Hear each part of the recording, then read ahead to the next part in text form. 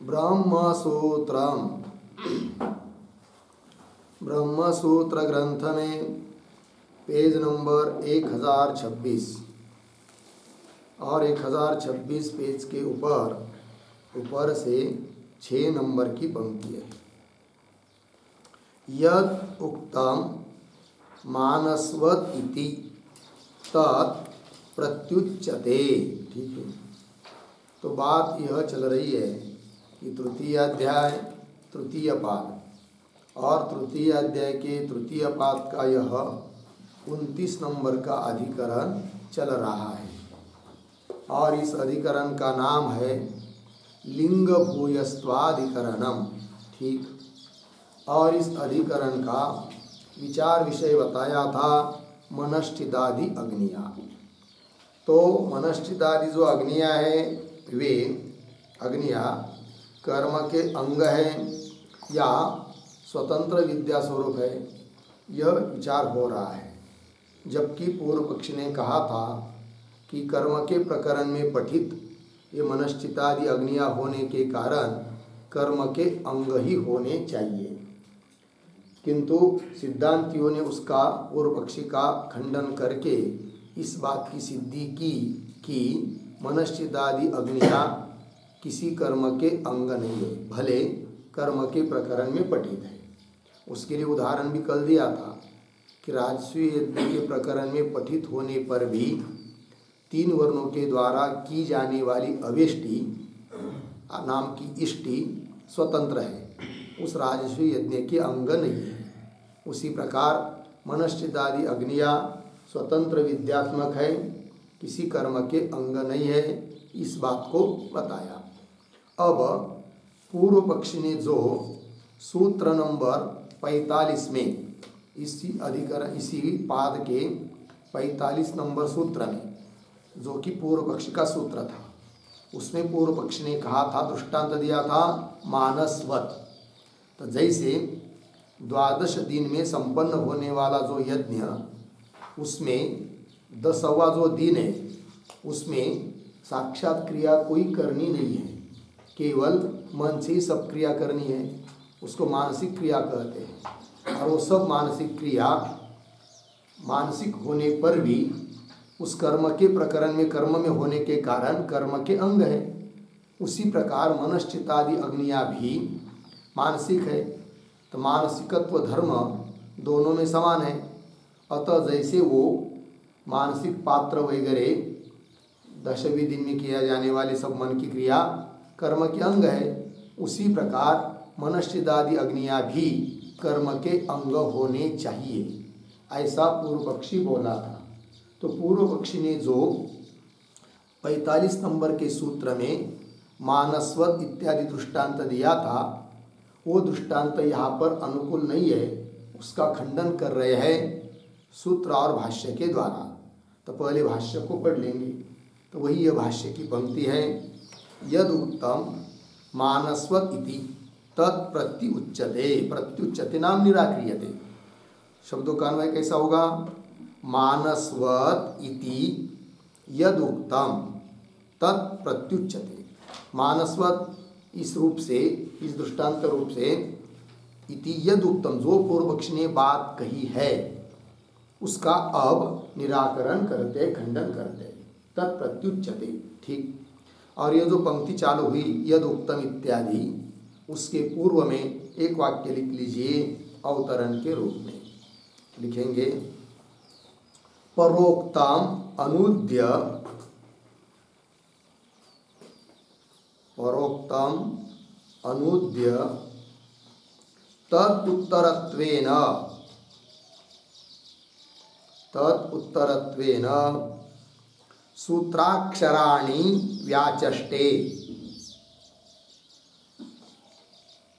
सूत्राक्षराणि व्याचष्टे यद इति। ठीक है, देखो भाई, परोक्तम मतलब पूर्व पक्ष ने जो कहा था 45 नंबर के सूत्र में, उसका अनुवाद करके उसके उत्तर के रूप में सूत्र के अक्षरों को व्याख्यान करते हुए उत्तर दे रहे हैं सिद्धांती यद इत्यादि पंक्ति से। देखिए फिर तो मानस्वत इति यदुक्तम तत्प्रत्युच्यते। आगे न मानस ग्रह सामान्यात् अपि मनश्चिदादीनां क्रियाशेषत्वं कल्प्यम्। अर्धविराम। पूर्वोक्तेभ्यः श्रुत्यादि हेतुभ्यः केवल पुरुषार्थत्व उपलब्धे है। ठीक है, चलिए भाई।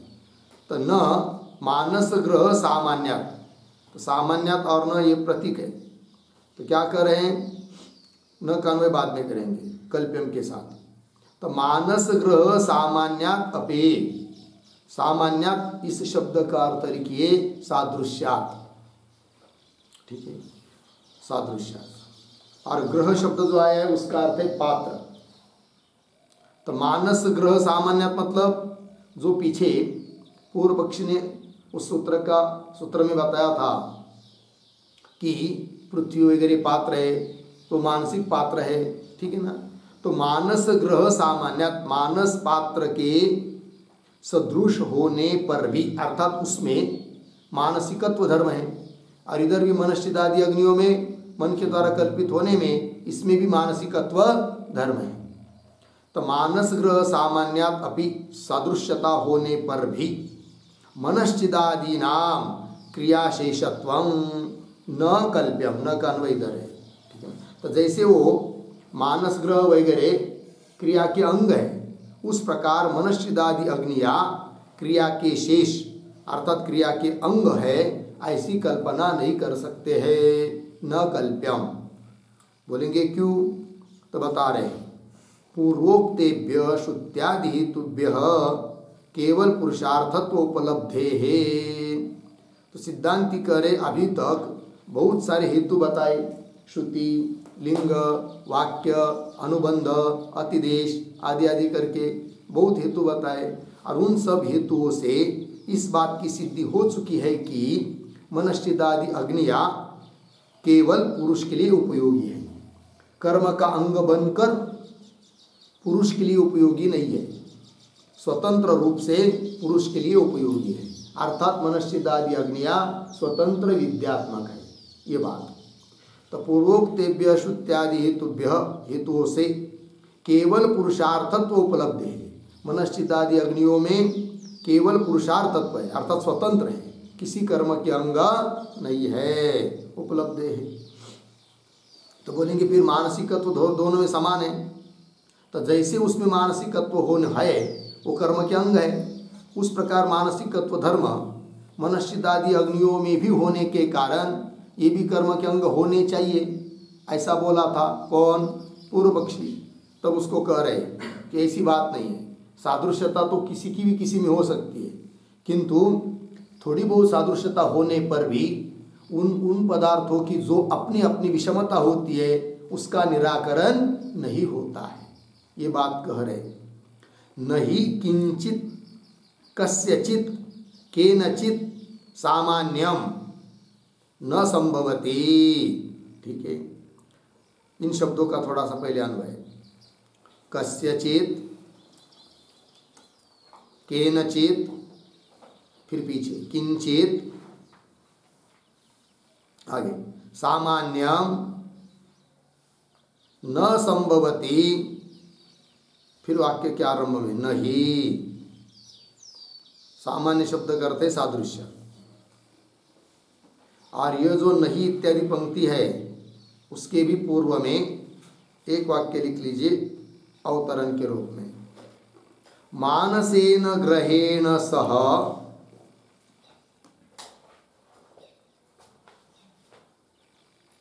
मानसेन ग्रहेण सह मनश्चिदादीनां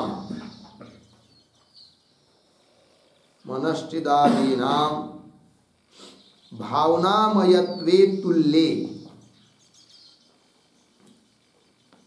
भावनामयत्वे तुल्ये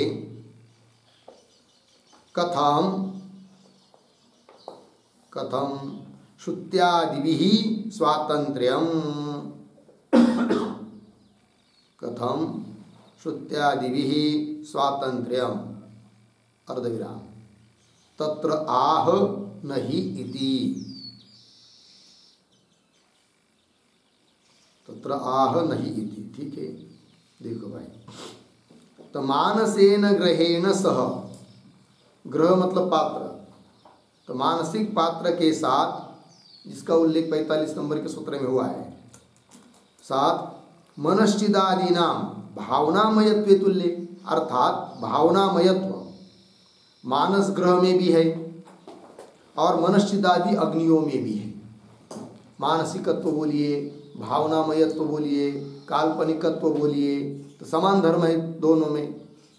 तो मनश्चिदादि नाम भावनामयत्व तुल्य समान होने पर भी, समान होने पर कथम श्रुत्यादि भी स्वातंत्र्यम, तो श्रुत्यादि प्रमाण के द्वारा मनश्चिदादि अग्नियों में स्वातंत्र्य कैसा आप सिद्ध कर रहे हो, जबकि मानस ग्रह के साथ मनश्चिदादि अग्नियों में, अर्थात मानस ग्रह में और मनश्चिदादि अग्नियों में समान धर्म है भावनामयत्व, और यदि समान धर्म है भावनामयत्व अर्थात मानसिकत्व, तो उस धर्म को लेकर दोनों एक जैसे ही होने चाहिए। अर्थात मानस ग्रह वगैरह जैसे क्रिया के अंग है, उस प्रकार मनश्चिदादि अग्नियाँ भी क्रिया के अंग होने चाहिए। किंतु ऐसा आप न कहकर श्रुत्यादि प्रमाण के द्वारा मनश्चिदादि अग्नियों में स्वतंत्रता सिद्ध कर रहे हो, ये कैसे कर रहे हो, ये प्रश्न है। वही तो मानसेन ग्रहेण स मनश्चिदादीनां भावनामयत्वे तुल्ये कथम श्रुत्यादि भी स्वातंत्र्यम, तो उसको उत्तर दे रहे तत्र आह नहीं इति। तो क्या कह रहे देखिए अन्वय के अनुसार, कस्यचित् केनचित् किंचित, सामान्यम, सामान्यम शब्द का अर्थ लिखिए सादृश्यम, कस्यचित् किसी पदार्थ का, किसी पदार्थ के साथ किंचित थोड़ा बहुत भी सादृश्यम न संभवती, नहीं, बिल्कुल सादृश्य होता नहीं है, ऐसी बात नहीं है। तात्पर्य सभी पदार्थों का, सभी पदार्थों के साथ कुछ न कुछ अंश को लेकर सादृश्य होता ही है।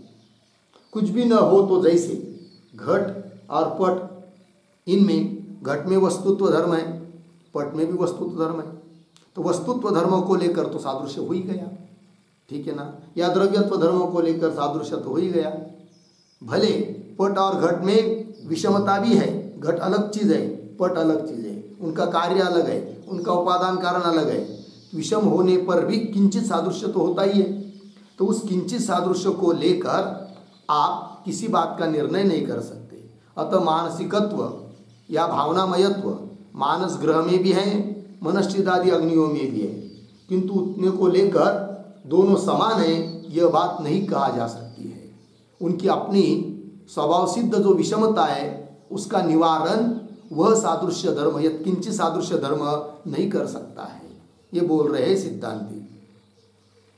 कस्यचित् केनचित् किंचित सामान्यम न संभवती, नहीं, तो थोड़ा बहुत सादृश्य तो सबके साथ सबका होता है, किंतु आगे करें न च तावता यथा स्वम वैषम्यम निवर्तते, है कि नहीं, न कान्वय निवर्तते के साथ, च तावता, तावता मतलब उतने थोड़े बहुत सादृश्य के कारण यथा स्वम वैषम्यम न निवर्तते, यथा स्व मतलब उस पदार्थ में अपना अपना जो स्वाभाविक वैषम्य है उसका निवारण नहीं हो सकता है। जैसे घट और पट का वैषम्य है, किंतु वस्तुत्व धर्म को लेकर सादृश्य होने पर उनकी विषमता का निवारण नहीं होता है। उसी प्रकार मानस ग्रह में और मनश्चिदादि अग्नियों में भावनामयत्व रूप धर्म समान होने पर भी उनकी विषमता का निराकरण नहीं कर सकते। क्या उनकी विषमता है? विषमता यह है कि वो मानस ग्रह वगैरह किसी क्रिया का अंग है, किंतु मनश्चिदादि अग्नियाँ किसी क्रिया के अंग नहीं है, तो इस विषमता का निवारण नहीं कर सकते, ये बात कही जा रही है। न च तावता यथा स्वम वैषम्यम निवर्तते, बोलेंगे उदाहरण देकर बताओ कि किंचित सादृश्य होने पर भी उनकी अपनी विषमता नष्ट नहीं होती है, उसके लिए दृष्टांत कुछ हो तो बता दो। दृष्टांत दे रहे मृत्युवाद, ये दृष्टांत है, उसका स्पष्टीकरण आगे की पंक्ति में कर रहे हैं। किंतु ये जो मृत्युवत पद है उसके पूर्व में एक छोटा वाक्य लिखिए,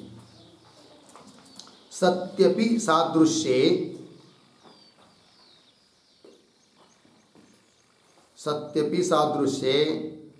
यथा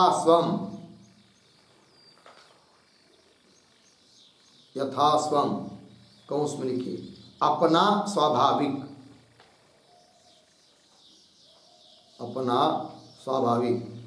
कौंस बन वैषम्यम अव्यावृत्तम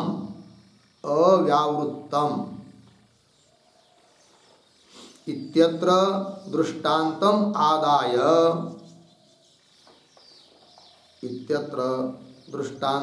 आदाय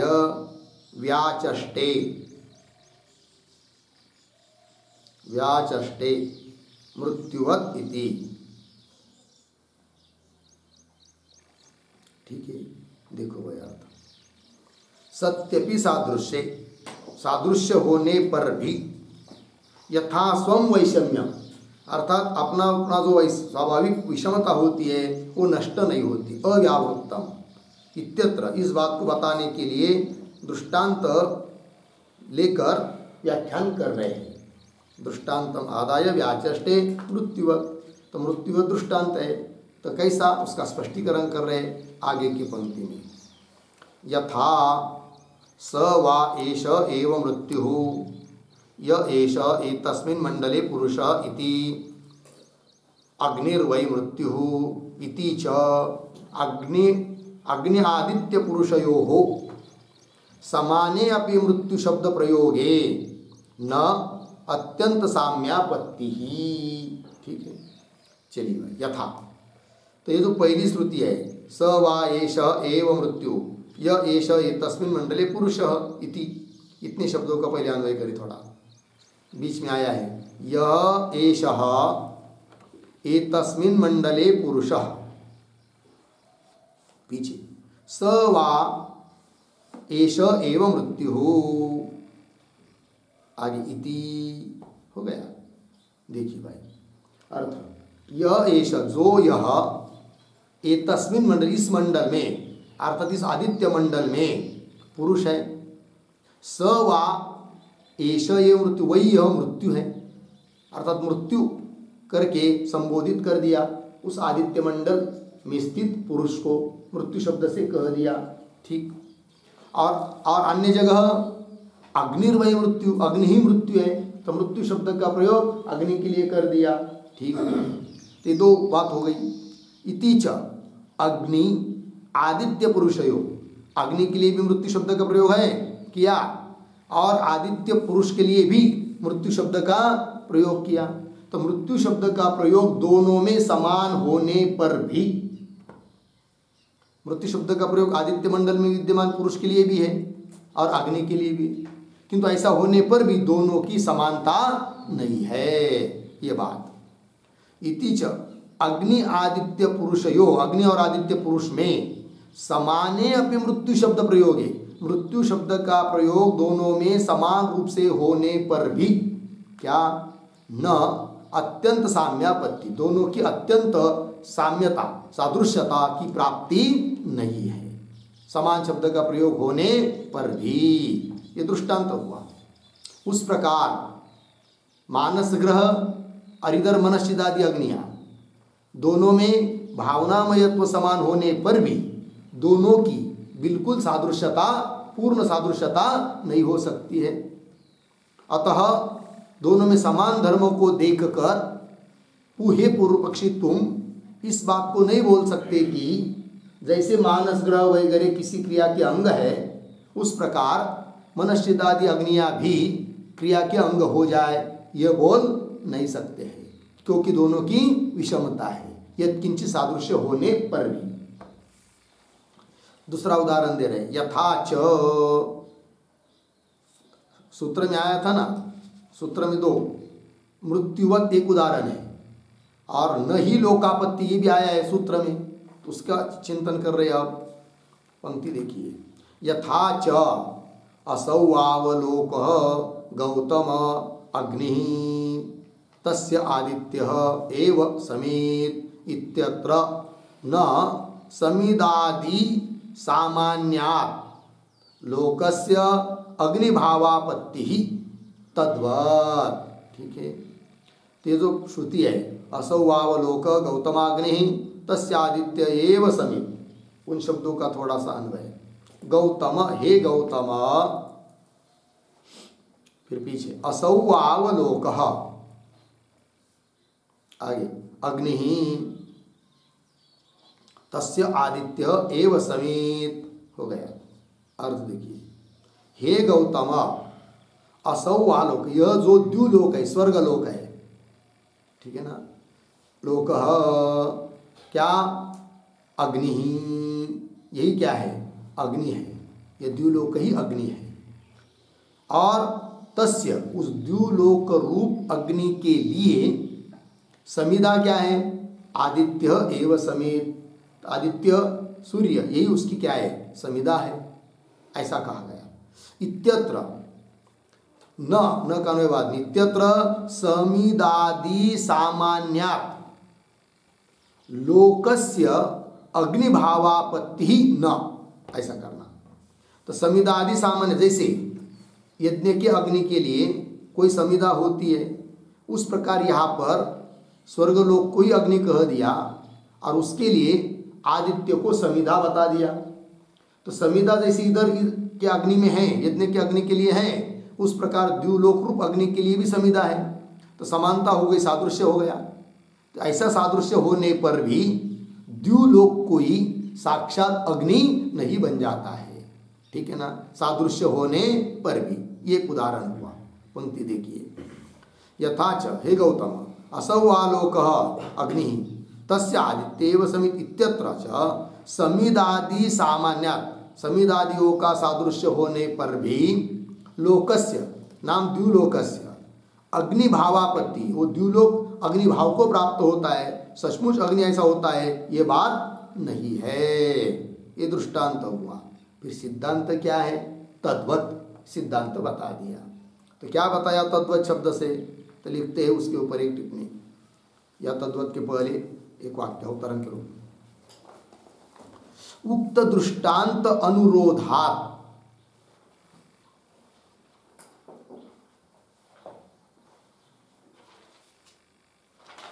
उक्त दृष्टांत अनुरोधात् मानसग्रहस्य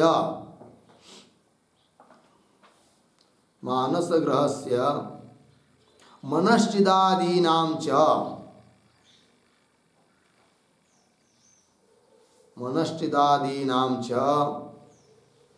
भावनामयत्व अविशेषे अपि, भावनामयत्व अविशेषे अपि पारतंत्र्य स्वातंत्र्योः, पारतंत्र्य स्वातंत्र्योः सिद्धिः इति आह तद्वत् इति आह तद्वत् इति। ठीक, देखिए भाई अर्थ, उक्त दृष्टांत अनुरोधात्, ऊपर दो दृष्टांत दिए हैं, तो दो दृष्टांत हुए ना, मृत्युवत एक हुआ और इधर द्युलोक के लिए अग्नि कह दिया, ये हुआ। तो उक्त दृष्टांत के अनुरोध से मानस ग्रहस्य, मानस पात्र और मनश्चिदादि अग्निया, उनमें भावनामयत्व अविशेषे अपि समाने अपि, भावनामयत्व धर्म दोनों में समान होने पर भी, अविशेषे अपि पारतंत्र्य स्वातंत्र्योः सिद्धि, किंतु एक परतंत्र है और एक स्वतंत्र है। तो मानस ग्रह क्रिया का अंग होने से परतंत्र है और मनश्चिदादि किसी क्रिया का अंग न होने से स्वतंत्र है। तो पारतंत्र स्वातंत्र्योः सिद्धि, यही बात बताई जा रही है तद्वत्। कुल मिलाकर पूर्व पक्षी ने जो मानसवत इत्यादि के द्वारा बात कही थी, दृष्टांत दिया था कि मनश्चिदादि अग्नियों को क्रिया का अंग बनाने के लिए, वह दृष्टांत यहाँ लागू नहीं है, क्योंकि दोनों में विषमता है। यत्किंचित सादृश्य होने पर भी दोनों की विषमता नष्ट नहीं होती है। तात्पर्य मनश्चिदादि अग्निया मानस ग्रह आदि की तरह किसी क्रिया के अंग नहीं है। यह बात सिद्ध हो गई तद्वत इत्यादि पदों से। इस सूत्र का व्याख्यान भाष्य पूरा हुआ। अब सूत्र का अर्थ हम लोग लिख लेते हैं। तो सूत्र का उच्चारण, न सामान्यादप्युपलब्धेः मृत्युवन्न हि लोकापत्तिः। न सामान्यादप्युपलब्धेः मृत्युवन्न हि लोकापत्तिः। ठीक, 3-3-51 लिखते सूत्र का अर्थ लिखेंगे। सूत्रावतरणम बराबर उद्धरण चिन्ह में पूर्व विकल्प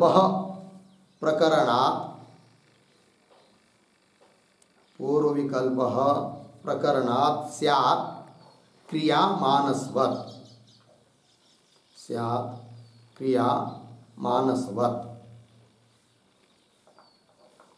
3-3-45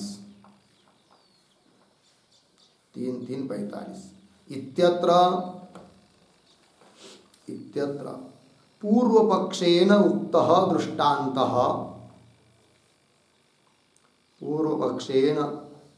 उक्तः दृष्टान्तः विघटयति कंस में लिखिए निराकरोति कंस बंद। आगे न सामान्यात् इति, फिर नीचे की पंक्ति में सूत्राम न सामान्यादप्युपलब्धेः मृत्युवन्न हि लोकापत्ति 3-3-51 नीचे पदच्छेद न सामान्यात् अपि उपलब्धेः मृत्युवत् न हि लोकापत्ति।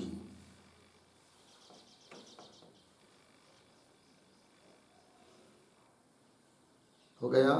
फिर नीचे पदार्थोक्ति प्रतीक सामान्यात् अपि बराबर मनश्चिदादीनां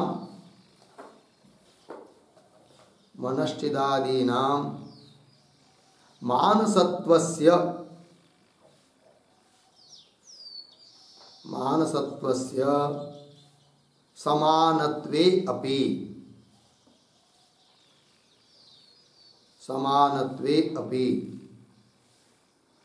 फिर आगे प्रतीक न बराबर क्रियांगत्वं न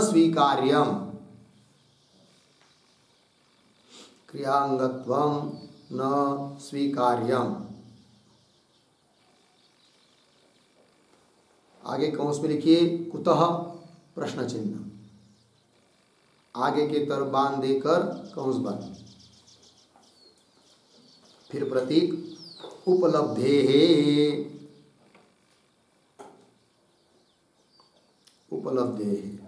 बराबर पूर्वोक्त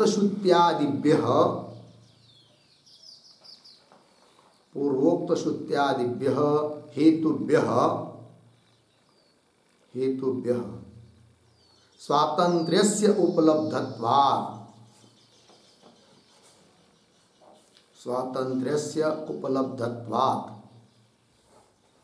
पूर्ण विराम।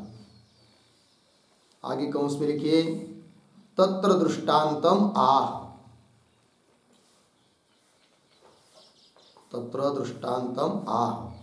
आगे की तरफ बांध देकर कंस बंद। फिर आगे प्रतीक मृत्युवत् बराबर आगे उद्धरण चिन्ह में स वा एष एव मृत्युः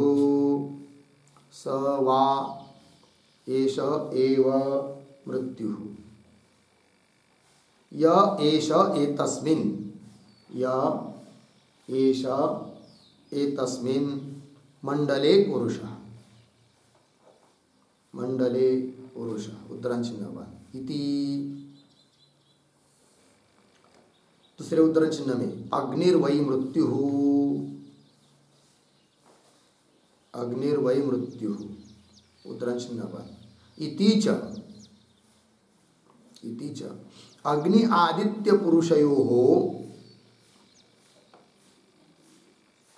अग्नि आदित्य पुरुषयोः समाने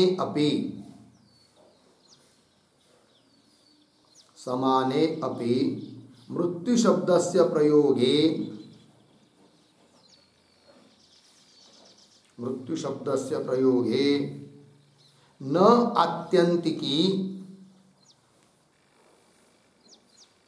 आत्यन्तिकी समानत्वापत्तिः भवति, समानत्वापत्तिः भवति पूर्णविराम। तथा मानसत्वस्य समाने अपि, मानसत्वस्य समाने अपि न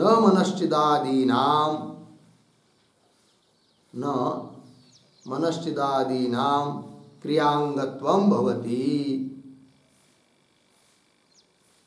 क्रियांगत्वं भवति पूर्णविराम। आगे कंस में लिखिए यथा वा, यथा वा आगे की तरफ बांध देकर कंस बांध, फिर आगे प्रतीक नहीं लोकापत्ति ही, नहीं लोकापत्ति बराबर उद्धरण चिन्ह में असौवावलोको, असौवावलोको गौतमाग्नि, गौतमाग्नि तस्य आदित्य एव समित, तस्य आदित्य एव समित उद्धरण चिन्ह बंद। कंस में लिखिए हे गौतम, हे गौतम यही द्युलोक अग्नि है, यही द्युलोक अग्नि है और द्युलोकाख्य इस अग्नि का, और द्युलोकाख्य इस अग्नि का आदित्य समित है,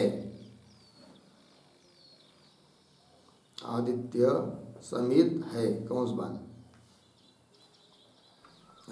इत्यादिषु स्थलेषु,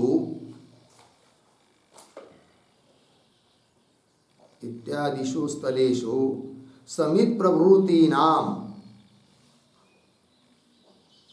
समित प्रभृतीनां समानत्वे अपि, समानत्वे अपि न हि लोकस्य, न हि लोकस्य बराबर द्युलोकस्य, द्युलोकस्य आपत्ति, आपत्ति बराबर अग्नित्वापत्ति,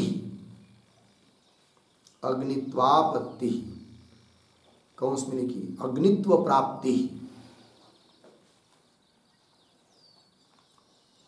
अग्नित्व प्राप्ति कंस बात भवती पूर्णविराम। अपितु परस्परम वैजात्यम अस्ति, परस्परम वैजात्यम अस्ति अर्धविराम। तद्वत्, तद्वत् मानसिकाग्न्योः, मानसिकाग्न्योः मानसिकत्व साम्य द्रव्ये अपि, मानसिकत्व साम्य द्रव्ये, मानसिकत्व साम्य द्रव्ये अपि मिथो वैजात्यम एव भवति, मिथो वैजात्यम एव भवति पूर्णविराम। आगे द्वादशाहे, द्वादशाहे मानसग्रहवत्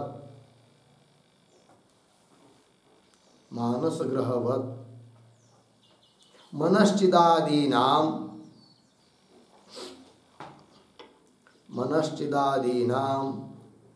क्रियांगत्वं न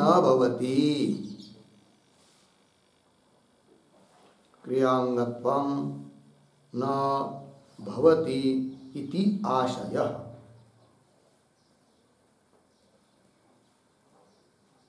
क्रियांगत्वं न भवति इति आशयः। ठीक, देखिए भाई अर्थ। तो सूत्रावतरण में लिख रहे हैं, तो पूर्व विकल्प प्रकरणात् स्यात् क्रिया मानसवत् 45 नंबर का सूत्र है। वहाँ पर पूर्व पक्षी ने जो दृष्टांत दिया है उसका निराकरण कर रहे, विघटन कर रहे सूत्र के माध्यम से। तो सूत्र आया फिर न सामान्यात् अपि उपलब्धेः मृत्युवन्न हि लोकापत्ति इत्यादि। तो पदार्थोक्ति में लिख रहे हैं सामान्यात् अपि, ठीक है, मतलब सादृश्यात् अपि, सादृश्य होने पर भी किसका किसके साथ, तो दे रहे मनश्चिदादीनां मानसत्वस्य, मनश्चिदादीनां अर्थात मनश्चिदादि अग्नियों में मानसत्व है, और उधर मानस ग्रह में भी मानसिकत्व है, मानसत्व है। तो मनश्चिदादीनां मानसत्वस्य समानत्वे अपि क्या न, मतलब क्रियांगत्वं न स्वीकार्यम्। मनश्चिदादि अग्नियां क्रिया के अंग है, ऐसा स्वीकार नहीं करना चाहिए। बोलेंगे क्यों, कुतः, हेतु दे रहे उपलब्धे, अर्थात पूर्वोक्त श्रुत्यादिभ्य हेतुभ्य, श्रुति लिंग वाक्य वगैरह हेतुओं के द्वारा स्वातंत्र्य से उपलब्धत्वात्, मनश्चिदादि अग्नियों में स्वातंत्रता की सिद्धि कर चुके हैं, अतः वो क्रिया के अंग नहीं है, सादृश्य होने पर भी। उसके लिए दृष्टांत दे रहे हैं, तत्र दृष्टान्तम मृत्युवत्। तो स वा एष मृत्यु, यह एष ये तस्मिन् मंडले पुरुष, जो इस मंडल में पुरुष है वही मृत्यु है। तो मृत्यु शब्द का प्रयोग कर दिया आदित्य मंडल में स्थित पुरुष के लिए, और इधर अग्निर्वय मृत्यु, मृत्यु शब्द का प्रयोग अग्नि के लिए भी कर दिया है। इति च अग्नि आदित्य पुरुषयो, अग्नि और आदित्य पुरुष में सामान्य भी मृत्यु शब्द से प्रयोग है। मृत्यु शब्द का प्रयोग दोनों में समान होने पर भी क्या न अत्यंतिकी समानत्वापत्ति भवति, उन दोनों में अत्यंतिक सादृश्यत्व की प्राप्ति नहीं है। ठीक, तथा उस प्रकार मानसत्वस्य सामान्य भी, मानसत्व धर्म दोनों में समान होने पर भी न मनश्चिदादीनां क्रियांगत्व भवति, मनश्चिदादि अग्नियों में क्रियांगत्व नहीं है। ये बात कह ली। यथावा क्यों दूसरा दृष्टांत दे रहे हैं, नहीं लोकापत्ति, मतलब असौ वावलोकः गौतमाग्नि तस्य आदित्येव समित, हे गौतम यही द्युलोक अग्नि है और द्युलोकाख्य इस अग्नि का समित आदित्य है, ये बात बताइए। इत्यादिषु स्थलेषु, इत्यादि जगह पर समित प्रभृति नाम समानत्वेपि, समित इत्यादि धर्मों को लेकर दोनों में समानता होने पर भी, समानत्वे भी, अग्नि के लिए भी समिदादि होती है और द्युलोक के लिए भी समिदा वगैरह बताया, समिदा वगैरह समान होने पर भी वह द्युलोक स्वर्गलोक कोई साक्षात अग्नि बनता नहीं है। नहीं लोकस्य मतलब द्युलोकस्य, आपत्ति मतलब अग्नित्वापत्ति, अग्नित्व की प्राप्ति नहीं है। अपितु परस्परम वैजात्यम अवस्थि, द्युलोक स्वर्गलोक अलग चीज़ है, इतर अग्नि अलग चीज़ है, वैजात्य विजातीयता ही दोनों में है कि नहीं, एक जैसे बना नहीं है। अपितु परस्परम वैजात्यम अस्ति, तद्वत् ये दृष्टांत हुआ। उस प्रकार मानसिक अग्नियों, मानस मतलब मानस ग्रह, मानस पात्र वगैरह जो कि 45 सूत्र में बताया है, और मानसिक अग्नि मतलब मनश्चिदादि अग्नि, इन दोनों में मानसिकत्व साम्य द्रव्य अपि, मानसिकत्व रूप धर्म साम्य मतलब समान होने पर भी, द्रव्य मतलब निश्चित रूप से, मानसिकत्व धर्म दोनों में सदृश समान रूप से होने पर भी मिथो वैजात्यम एव, परस्पर में दोनों में क्या है, विजातीयता ही है। मिथो वैजात्यम एवं होती। द्वादशाहे 12 दिन में होने वाले यज्ञ में मानस ग्रह की तरह मनश्चिदादि नाम मनश्चिदादि अग्नियों में क्रियांगत्वम न भवति। क्रिया के अंग मनश्चिदादि अग्नियां नहीं है, यह आशय है, यह अभिप्राय है। हो गया जी। चलिए ये सूत्र हो गया भाई। फिर आगे चलते हैं। अब आगे का सूत्र है, तो सूत्र का भाष्य पहले देख लेंगे। तो देखिए, परस्तात् अपि अयम वावलोकः एष अग्निचितः इति अस्मिन् अनंतरे ब्राह्मणे ताद्विध्यम। ताद्विध्यम शब्द का अर्थ कर रहे केवल विद्या विदित्वम शब्दस्य प्रयोजनम लक्ष्यते अर्धविराम न शुद्ध कर्मांगत्व विदित्वम। ठीक है, चलिए भाई थोड़ा सा शब्दों का अन्वय करेंगे। ब्राह्मणे तक सरल है, इत्यस्मिन् अनंतरे ब्राह्मणे यहाँ तक हुआ। फिर एक दो शब्द छोड़कर आगे शब्दस्य प्रयोजनम पीछे ताद्विध्यम केवल विद्या विदित्वम, फिर आगे लक्ष्यते, आगे सरल है। अब ये जो पंक्ति चालू हुई है परस्तादपि इत्यादि, उसके पूर्व में एक वाक्य लिख लेते हैं अवतरण के रूप में। संदिग्धस्य निर्णयः संदिग्धस्य निर्णयः वाक्यशेषात् भवति। वाक्यशेषात् भवति अर्धविराम इति न्यायेन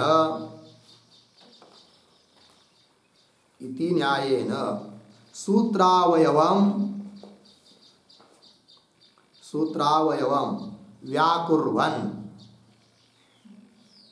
व्याकुर्वन् वाक्यशेषम अनुसंधत्ते।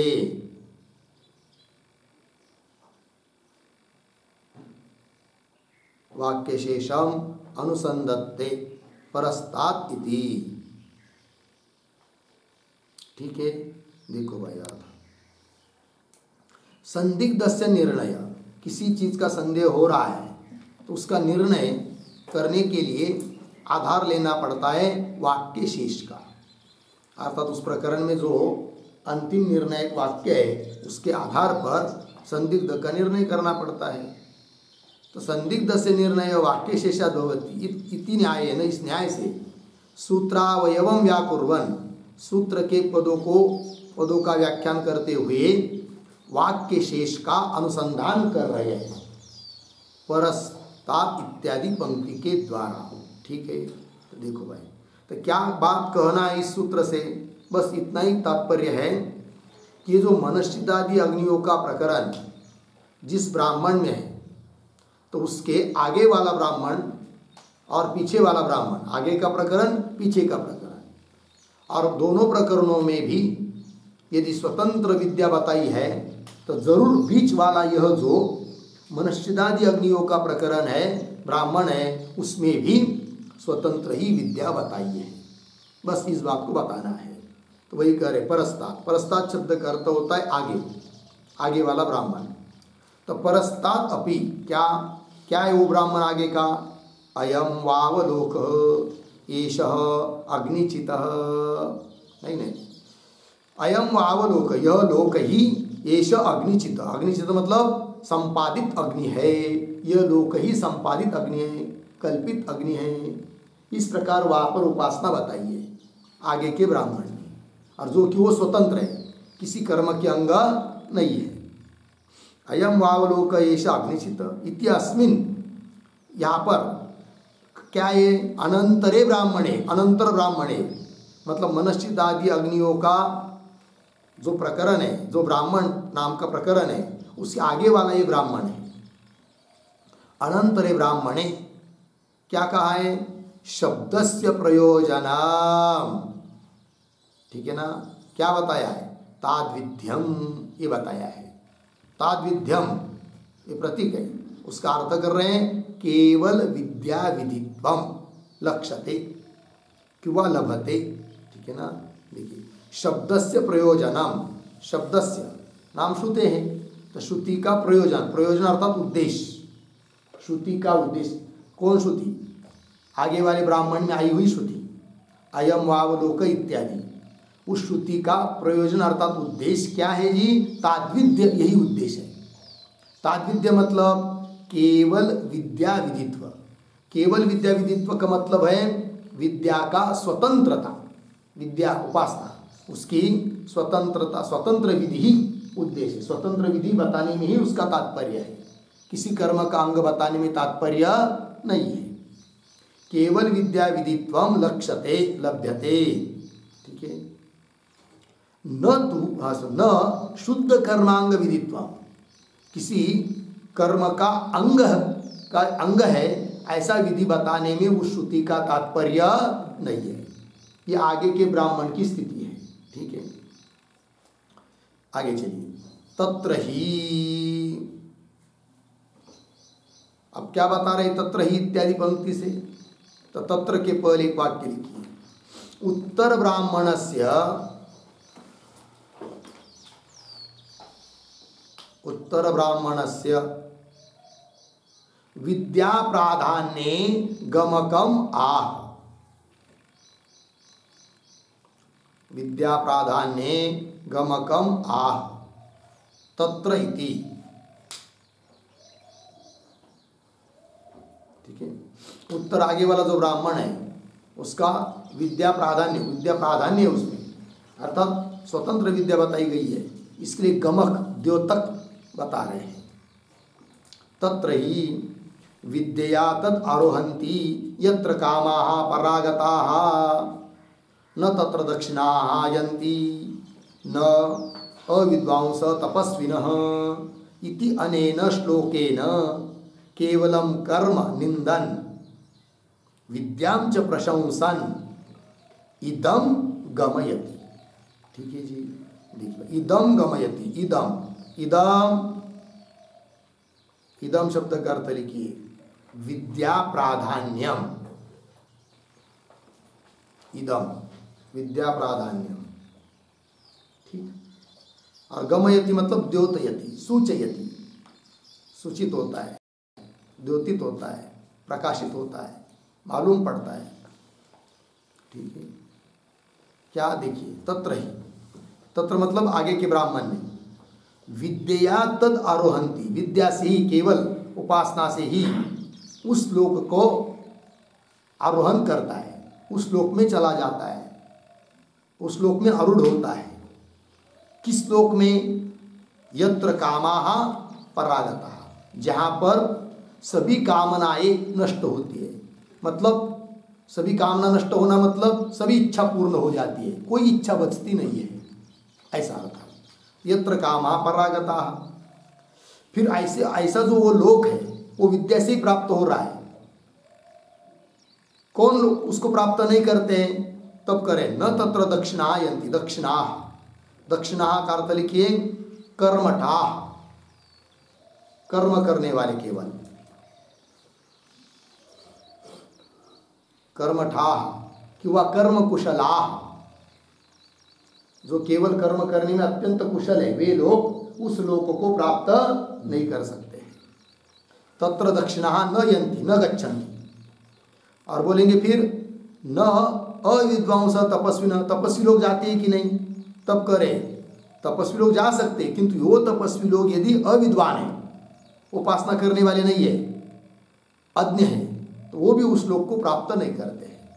तो अविद्वांस, अविद्वांस मतलब अज्ञानी, अज्ञानी तपस्वी भी उस लोक का आरोहण नहीं करते हैं। केवल कर्म में कुशल जो लोग हैं वे भी उस लोक का आरोहण नहीं करते, उस लोक पर नहीं जाते हैं। फिर वो लोग प्राप्त किससे होता है, विद्या तद आरोहंती, केवल विद्या से ही प्राप्त होता है। इससे मालूम पड़ता है कि उस आगे वाले ब्राह्मण में विद्या का प्राधान्य है, अर्थात वहाँ की विद्या स्वतंत्र है, किसी कर्म का अंग आदि नहीं है।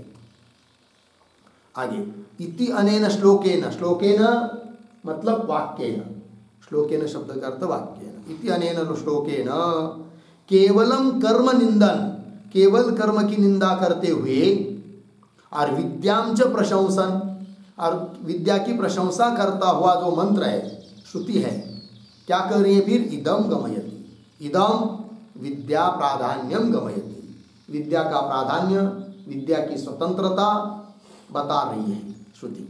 यह अर्थ हुआ। इतनी बात हुई। आगे चलिए। तथा पुरस्तात् अपि, अब क्या बात कहनी है? तो ये जो पंक्ति तथा इत्यादि, उसके पूर्व में एक वाक्य लिख लीजिए छोटा सा अवतरण के रूप में। चकारम व्याकुर्वन, चकारम व्याकुर्वन पूर्वम अपि ब्राह्मणम, पूर्वम अपि ब्राह्मणम अनुसंधत्ते, अनुसंधत्ते तथा इति। सूत्र में आया हुआ जो च शब्द है उसकी व्याख्या करते हुए पूर्व के ब्राह्मण का भी अनुसंधान कर रहे हैं, क्योंकि जैसा उपक्रम रहता है वैसे उपसंहार होता है। ठीक, चलिए। तथा और उपसंहार में स्वतंत्र विद्या बताइए, तो जरूर उपक्रम में भी स्वतंत्र ही विद्या होगी, इसलिए पूर्व ब्राह्मण का भी अनुसंधान करना आवश्यक है। तब निर्णय क्या होगा? तो पूर्व के ब्राह्मण में, आगे के ब्राह्मण में दोनों भी विद्या का प्राधान्य है, विद्या की स्वतंत्रता है, तो जरूर बीच वाला जो ब्राह्मण है कि जिसमें मनश्चिदादि अग्नियों का वर्णन है, उसमें भी विद्या का प्राधान्य है, अर्थात मनश्चिदादि अग्निया स्वतंत्र है, ये सिद्ध हो जाएगा। चलिए। तथा पुरस्ताद अपि, दो शब्द होते भाई, परस्ताद पुरस्ताद। परस्ताद का अर्थ होता है आगे और पुरस्ताद का अर्थ होता है पीछे। तथा पुरस्ताद अपि, क्या जी? यद एतत् मंडलम तपति, जो यह मंडल तपता है, इत्यस्मिन् ब्राह्मणे, इस ब्राह्मण में विद्या प्रधानत्वम एव लक्ष्यते, विद्या की प्रधानता ही लक्षित होती है, जाना जाती है, प्रतीत होती है, मालूम पड़ती है। कैसे? वो आगे दे रहे हैं द्योतक। सो अमृतो भवति मृत्यु ही अस्य आत्मा भवति इति विद्या फलेन एव उपसंहारात् न कर्म प्रधानता। ठीक, तो ये जो वाक्य चालू हुआ स अमृत इत्यादि, स के पहले एक वाक्य लिखिए अवतरण के रूप में छोटा सा। तस्य विद्या प्राधान्ये, तस्य विद्या प्राधान्ये लिंगम आह,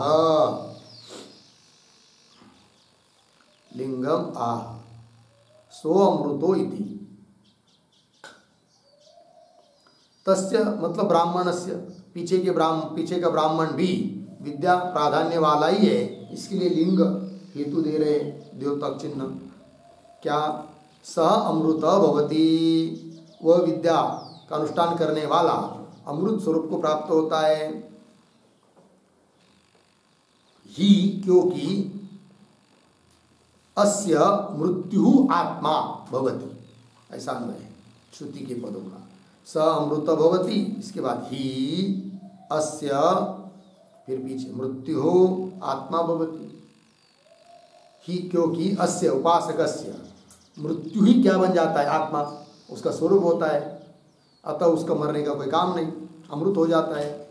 इति विद्या फलेन एव उपसंहारा, इस प्रकार विद्या का फल से ही उपसंहार होने से न कर्म प्रधानता, वहाँ पर कर्म की प्रधानता नहीं है, विद्या की ही प्रधानता है।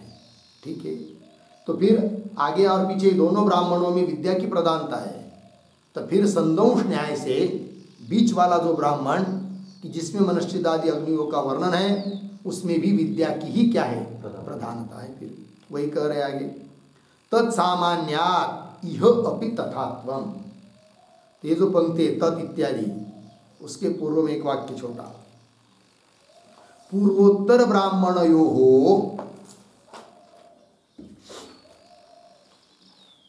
पूर्वोत्तर ब्राह्मणयोः विद्या प्राधान्ये अपि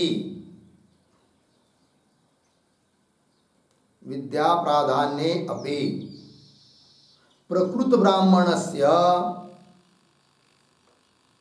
ब्राह्मणस्य कर्म प्राधान्ये का हानिः। कर्म प्राधान्ये का हानिः अर्धविराम। तत्र आह तदिति। तत्र आह तदिति। ठीक है जी। बघा पूर्वोत्तर ब्राह्मणयोः, पीछे का और आगे का ब्राह्मण दोनों में विद्या प्राधान्य, विद्या की प्रधानता होने पर भी प्रकृत ब्राह्मणस्य कर्म प्राधान्य का हानि, प्रकृत बीच वाले ब्राह्मण को कर्म प्रधान वाला मानने पर का क्या आपको हानि है, ऐसा कोई प्रश्न करेगा तो उसको उत्तर दे रहे क्या, तत्सामान्यात्। मिल गया। तत्सामान्यात् मतलब पूर्व और उत्तर ब्राह्मणत्व के सादृश्य से, सामान्य सादृश्य से, इह अपि, यह मतलब बीच वाले मध्य के ब्राह्मण में भी तथात्वम विद्या प्रधानत्वम, विद्या की ही प्रधानता होगी, ये बात कही जा रही है। इतनी बात लगी। आगे चलिए फिर। भूयांसः तु अग्नि अवयवाः संपादयितव्याः विद्यायाम् इति एतस्मात् कारणात् अग्निना अनुबध्यते विद्या अर्धेरा न कर्मांगत्वात्। अब कौन बात कही जा रही है, उस बात को समझने के लिए अवतरण लिखना पड़ेगा, किंतु उसके पहले शब्दों का थोड़ा अन्वय करते हैं। तो पहला शब्द छोड़कर आया है तू, फिर 2-3 शब्द छोड़कर आगे विद्यायाम, फिर शुरू में भूयांसः, एक शब्द छोड़कर आगे अग्नि अवयवाः संपादयितव्याः, आगे इति एतस्मात् कारणात्, एतस्मात् कारणात्, 2 शब्द छोड़कर आगे विद्या, पीछे अग्निना अनुबध्यते, विद्या अग्निना अनुबध्यते, आगे न कर्मांगत्वात्। ठीक है। अब ये जो पंक्ति चालू हुई ना भूयांस इत्यादि, उसके पूर्व में एक वाक्य लिखिए अवतरण के रूप में। यदि विद्यायाः स्वातंत्र्यम्,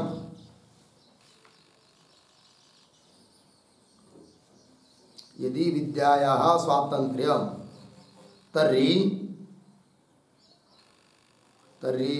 कर्माधिकारे पाठः कथम्, कर्माधिकारे पाठः कथम् इति आशंक्य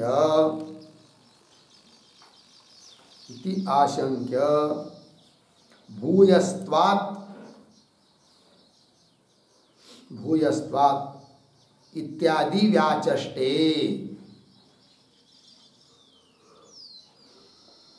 इत्यादि व्याचष्टे भूयांसः इति।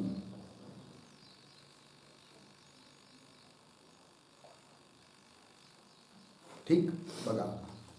यदि विद्यायाः स्वातंत्र्यम, विद्या में यदि स्वातंत्र्य है तो कर्माधिकारी पाठ, कर्म के प्रकरण में उस मनश्चिदादि अग्नियों का पाठ, उस विद्या का पाठ क्यों किया, ये प्रश्न।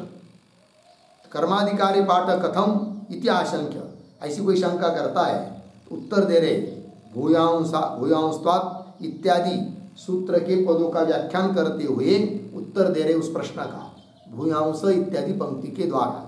तो पंक्ति को देखिए अन्वय के अनुसार। तु परंतु क्या विद्यायाम, मनश्चिदादि विद्या में क्या जी, भूयांसः अग्नि अवयवाः संपादितव्या, बहुत सारे अग्नि के अवयवों को संपादन करना है, कल्पना करनी है विद्या में, उन मनोवृत्तियों में जो बहुत सारे अग्नि के अवयव होते उनकी कल्पना करनी है। तो भूयांश मतलब बहुत सारे क्या अग्नि के अवयवों की संपादन करना है, संपादितव्या भवन्ति, संपादन करने कल्पना करनी है किसमें, विद्या में। इति तस्मात् कारणात्, इस कारण से क्या विद्या अग्निना अनुबध्यते, है तो विद्या किंतु उस अग्नि प्रकरण में, कर्म प्रकरण में उसका संबंध है, बताया है। कर्म के प्रकरण में पाठ इस विद्या का इसलिए हुआ है कि उस विद्या में उस अग्नि के अवयवों की बहुत सारी कल्पना करनी है, इसलिए उसके संबंधी इसका पाठ है। इसका मतलब यह नहीं कि कर्म का अंग होने के कारण ये विद्या, कर्म का अंग होने के कारण कर्म के साथ उसका पाठ है, ऐसा अर्थ नहीं है। वही कह रहे आगे, न कर्मांगत्वात्, कर्मांगत्वात् न, ये विद्या कर्म का अंग है इसलिए कर्म के साथ इसका पाठ है, ऐसा अर्थ नहीं है।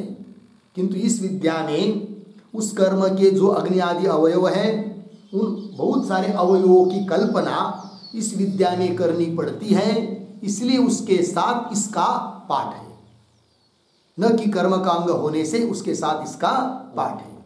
ये उत्तर दे दिया, होगा इतना। आगे, तस्मात् मनश्चिदादीनां केवल विद्यात्मकत्व सिद्धि। ठीक है, ये जो पंक्ति है तस्मात् के पहले एक वाक्य लिखे उत्तर, श्रुतिलिंगादिभिः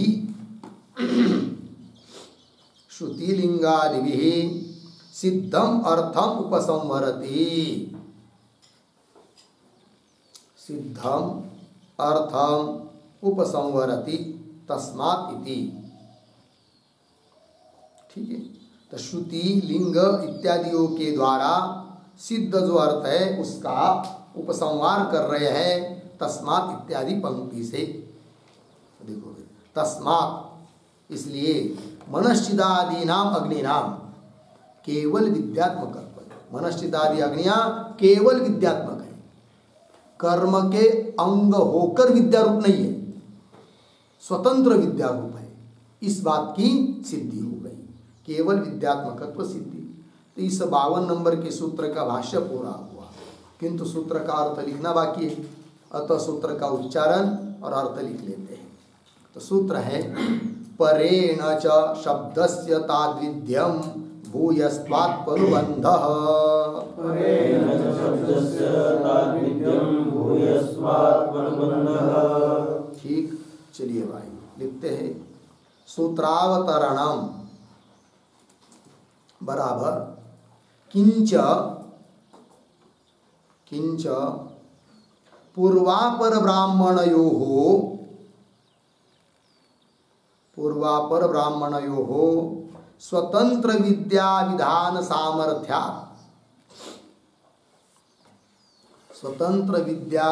सामर्थ्यात् मध्यस्थ ब्राह्मणस्य अपि अस्य स्वतंत्र विद्या विधान परत्वं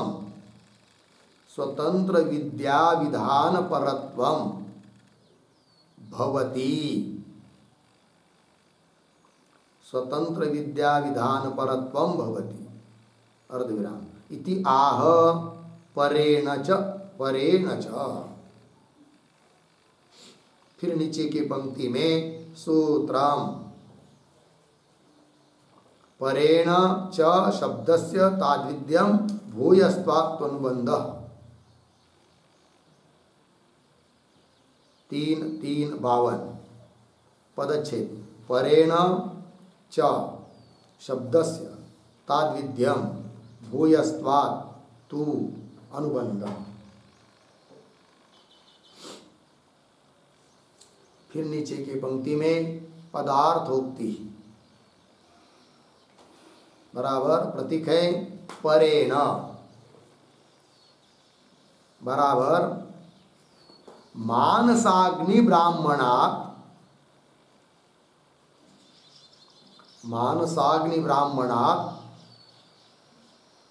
परेण बराबर उत्तरेण परेण बराबर उत्तरेण। फिर आगे उद्धरण चिन्ह में अयम वावलोक अग्निचितः, अयम वावलोक अग्निचितः, उद्धरण चिन्ह बन कौंस में लिखिए यही लोक,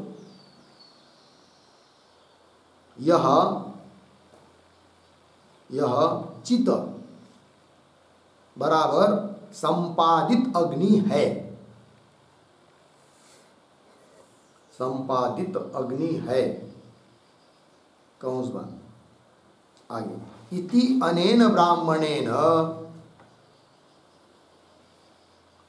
इति अनेन ब्राह्मणेन साम्यात्, साम्यात्। फिर आगे प्रतीक शब्दस्य बराबर मध्यस्य ब्राह्मणस्य, मध्यस्य ब्राह्मणस्य। फिर आगे प्रतीक ताद्विध्यम, ताद्विध्यम बराबर तद्विधत्वम, तद्विधत्वम बराबर केवल विद्या विदित्वम, केवल विद्या विदित्वम लक्ष्यते।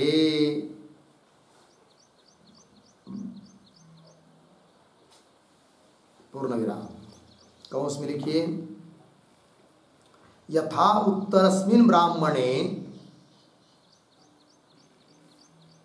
यथा उत्तरस्मिन् ब्राह्मणे चिते अग्नौ, चिते अग्नौ बराबर संपादित अग्नौ, संपादित अग्नौ लोक दृष्टि रूप स्वतंत्र विद्या विदित्वम, लोक दृष्टि रूप, लोक दृष्टि रूप स्वतंत्र विद्या विदित्वम अस्ति, स्वतंत्र विद्या विदित्वम अस्ति। पूर्ण विराम। तथा प्रकृते अपि, तथा प्रकृते अपि मानसिक अग्निनाम, मानसिक अग्निनाम स्वतंत्र विद्या विदित्वम, स्वतंत्र विद्या विदित्वम एव प्रतीतम भवति, एव प्रतीतम भवति। पूर्ण विराम कौंस बन। फिर आगे प्रतीक च बराबर एवं, च बराबर एवं कौंस में लिखिए पूर्वेण अपि ब्राह्मण ग्रंथेन, पूर्वेण अपि ब्राह्मण ग्रंथेन पुरुष उपासना लक्षण, पुरुष उपासना लक्षण अन्य अनधीन विद्या विदित्वम, अन्य अनधीन, अन्यानधीन, अन्य अनधीन विद्या विदित्वम एव, एव यथा प्रतीयते, यथा प्रतीयते। तथा प्रकृते अपि, प्रकृते अपि मध्यस्थे ब्राह्मणे बोध्यम, मध्यस्थे ब्राह्मणे बोध्यम कौंस बन। पूर्ण विराम। दूसरे कौंस में लिखिए ननु कथम तर्हि, ननु कथम तर्हि क्रियाग्निना, क्रियाग्निना सार्धम पाठ, सार्धम पाठ प्रश्न चिन्ह इति अतः आ, इति अतः आ आगे की तरफ बांध देकर कौंस बांध। फिर आगे प्रतीक भूयस्त्वात् तु अनुबंध प्रतीक है। भूयस्त्वात् तु अनुबंध बराबर तु शब्द शंकाम निरस्यति। तु शब्द शंकाम निरस्यति पूर्ण विराम। आगे भूयस्त्वात् बराबर मानसाग्नि विद्यायाम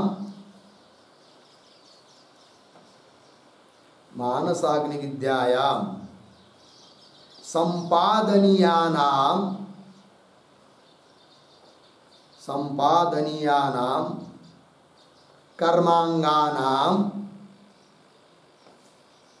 कर्मांगानाम बहुत्वात्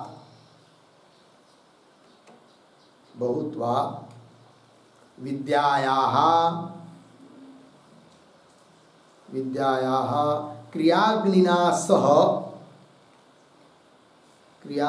सह अनुबंधः बराबर सार्धम बराबर साकम, सार्धम बराबर साकम बराबर समीपम, समीपम पाठः अस्ति इति, पाठः अस्ति इति। हो गया। देखिए भाई अर्थ तो सूत्रावतरण में लिखा है किंच पूर्वापर ब्राह्मण, पीछे का ब्राह्मण आगे का ब्राह्मण दोनों में स्वतंत्र विद्या का विधान है। तो उससे भी मालूम पड़ता है कि मध्यस्थ ब्राह्मण में भी स्वतंत्र विद्या ही है, ये बता रहे सूत्र के माध्यम से। फिर सूत्र आया परेण च इत्यादि 3-3-52 और फिर आगे पदार्थोक्ति में लिख रहे प्रतीक है परेण, परेण का अर्थ उत्तरेण। किसके उत्तर? तो मानस अग्नि ब्राह्मणात् परेण। मानस अग्नि मतलब मनश्चितादि अग्नियाँ, और वो जिस ब्राह्मण में उसके आगे वाले ब्राह्मण में। तो मानस अग्नि ब्राह्मणात् परेण उत्तरेण। कौन है वो ब्राह्मण? उदाहरण अयम वावलोक अग्निष्ठितः। ठीक, तो यही लोक, यह चित मतलब संपादित अग्नि है। इत्यनेन ब्राह्मणेन साम्यात्, इस आगे वाले ब्राह्मण के साथ सादृश्य होने से इस बीच वाले ब्राह्मण में भी, वो बीच वाला ब्राह्मण मतलब उसका उल्लेख किया शब्द से, इस पद से सूत्र में। तो शब्द से अर्थात मध्यस्य ब्राह्मण से, बीच वाले ब्राह्मण में भी क्या है? ताद्विद्यम है। ताद्विद्य मतलब तद्विधत्व, तद्विधत्व मतलब केवल विद्या विधित्व लभ्यते लक्ष्यते। केवल विद्या विधि पर ही ये बीच वाला ब्राह्मण है। केवल विद्या की प्रधानता है, अर्थात यहाँ की विद्या स्वतंत्र है, अर्थात कर्म की अंग नहीं है। ये बात और स्पष्ट कर रहे कंस में, यथा उत्तरस्मिन् ब्राह्मणे चित्ते अग्नौ, आगे वाले ब्राह्मण में चित्ते अग्नौ संपादित अग्नि में लोक दृष्टि रूप स्वतंत्र विद्या विधित्वम अस्ति। लोक दृष्टि रूप स्वतंत्र विद्या विधित्व है, स्वतंत्र विद्या बताई है, स्वतंत्र उपासना बताई है। तथा प्रकृति अपि, प्रकृति में भी मानसिक अग्नि नाम, मनश्चितादि अग्नियाँ, मानसिक अग्नियाँ, तो मानसिक अग्नि नाम स्वतंत्र विद्या विधित्वम एव प्रतीतम भवति। स्वतंत्र विद्या विधित्व ही प्रतीत हो रहा है ये बीच वाले ब्राह्मण में भी। च का अर्थ है एवं, एवं मतलब जैसे आगे वाले ब्राह्मण में बताया, उसी प्रकार पीछे वाला जो ब्राह्मण है उसमें भी विद्या प्राधान्य है। वही कह रहे पूर्वेण अपि ब्राह्मण ग्रंथे न पुरुष उपासना लक्षण, पुरुष उपासना स्वरूप अन्य अनधीन विद्या विदित्व। अन्य अनधीन विद्या विदित्व मतलब इसका अर्थ क्या होगा? अन्य अनधीन विद्या विदित्व, दो शब्द होते हैं, अन्य अधीन विद्या विदित्व, अन्य अनधीन विद्या विदित्व। अन्य अनधीन विद्या विदित्व मतलब स्वतंत्र विद्या विदित्व, किसी के अधीन नहीं, यह अर्थ, किसी का अंग होकर नहीं। तो अन्य अनधीन विद्या विदित्वम एव, अर्थात पीछे वाले ब्राह्मण में भी स्वतंत्र ही विद्या का विधान है। यथा प्रतीयते, प्रतीत होता है। तथा प्रकृति अपि, प्रकृत जो मनस्थितादि अग्नियों का प्रकरण चल रहा है, बीच वाला ब्राह्मण, उस मध्यस्थे ब्राह्मणे बोध्यम, उसमें भी ऐसे ही समझना चाहिए। इतनी बात लगी। अब एक प्रश्न बचा, वो कौन?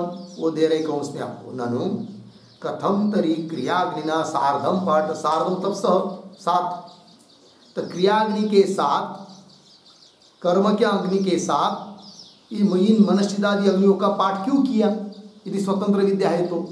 ये प्रश्न उत्तर दे रहे भूयस्त्वात्तु अनुबंध। ठीक है, तू शब्द शंका का निराकरण करने के लिए आया है।